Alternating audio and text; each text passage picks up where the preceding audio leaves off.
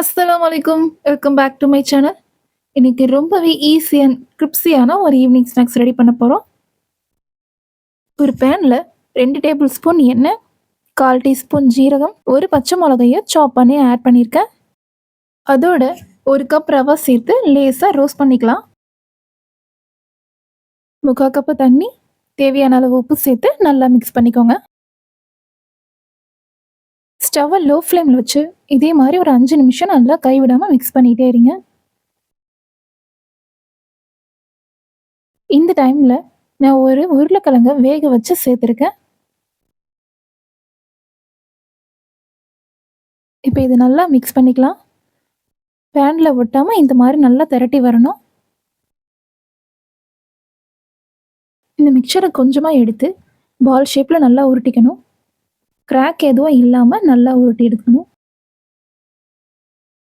இந்த பால்ஸை ஃப்ரை பண்ணுறதுக்கு ஒரு கடாயில் எண்ணெய் சேர்த்து நம்ம உருட்டி வச்சுருக்க பால்ஸ் எல்லாத்தையும் ஃப்ரை பண்ணணும்.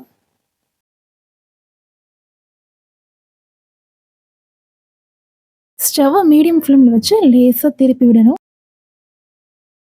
2 சைடும் ஃப்ரை ஆகிடுச்சு. ரொம்ப கிரிப்ஸியான ஒரு ஈவினிங் ஸ்நாக்ஸ் ரெடி ஆகிடுச்சு. ட்ரை பண்ணி பாருங்கள்.